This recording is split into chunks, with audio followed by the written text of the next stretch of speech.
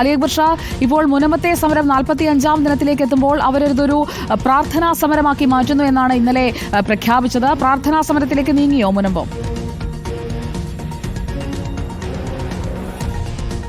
വിജയ് പറഞ്ഞതുപോലെ മുനമ്പം ഭൂസംരക്ഷണ സമിതി അവരുടെ സമരത്തിന്റെ ഒരു ഘട്ടത്തിലും ഒരു അക്രമാസക്തമായ രീതിയിലേക്ക് പോകരുത് എന്ന ഉറച്ച നിലപാട് ആദ്യഘട്ടത്തിൽ തന്നെ എടുത്തിരുന്നു. പക്ഷേ അപ്പോഴും സമരം ശക്തമായി തന്നെ മുന്നോട്ട് കൊണ്ടുപോവുകയാണ്. 45-ാം ദിവസത്തിലേക്ക് എത്തുമ്പോഴും സമരം തുടരുകയാണ്. ഇന്നലെ വി മുരളീധരൻ ഉൾപ്പെടെയുള്ള ആളുകൾ ഈ മുനമ്പം സന്ദർശിക്കുന്ന സാഹചര്യം, ഈ സംരക്ഷണ സമിതിയിലെ പ്രതിഷേധക്കാരെ നേരിട്ട് കാണുന്ന സാഹചര്യം ഉൾപ്പെടെ ഉണ്ടായിരുന്നു. അതുപോലെ തന്നെ മറ്റു പല നേതാക്കളും തുടരെ മുനമ്പത്തേക്ക് എത്തിക്കൊണ്ടിരിക്കുകയാണ്. ചില ഘട്ടങ്ങളിൽ ഈ പ്രതിഷേധത്തിൽ പങ്കെടുക്കുന്ന സാധാരണക്കാരായ ജനങ്ങൾ ഈ ഒരു മറ്റൊരു നിലയിലേക്ക് സമരം പോകുന്ന ഘട്ടം ഉണ്ടാകുമ്പോഴും നേതൃത്വത്തിൽ ഇരിക്കുന്നവർ കൃത്യമായി അതിൽ നിലപാട് അറിയിച്ച് അത് മറ്റൊരു രീതിയിലേക്ക് പോകാതിരിക്കാനുള്ള കൃത്യമായ ശ്രദ്ധ ചെലുത്തുന്നുണ്ട്. ആ ഘട്ടത്തിലാണ് മുഖ്യമന്ത്രിയുടെ ആദ്യ നേതൃയോഗത്തിന് ശേഷം പിന്നീട് ഈ പ്രതിഷേധക്കാരുമായി ഉൾപ്പെടെ ഒരു ഓൺലൈൻ യോഗവും സംഘടിപ്പിക്കുന്നത്. ആ യോഗത്തിൽ മുഖ്യമന്ത്രി പ്രധാനമായും ആവശ്യപ്പെട്ടത് ഈ സമരം അവസാനിപ്പിക്കണമെന്നായിരുന്നു. പക്ഷേ സമരം തങ്ങൾ അവസാനിപ്പിക്കില്ല, ഇത്തരത്തിൽ ശക്തമായി തന്നെ തുടരും, പക്ഷേ ഒരു തരത്തിലും അക്രമാസക്തമാകുന്ന ഒരു സാഹചര്യത്തിലേക്ക് പോകില്ല എന്ന ഉറപ്പാണ് പ്രതിഷേധക്കാർ ആ യോഗത്തിൽ മുഖ്യമന്ത്രിയോട് നേരിട്ട് അറിയിക്കുന്ന സാഹചര്യവും ഉണ്ടായത്. എന്തായാലും കഴിഞ്ഞ ദിവസം 2 ദിവസം മുൻപാണ് ഈ വഖഫ്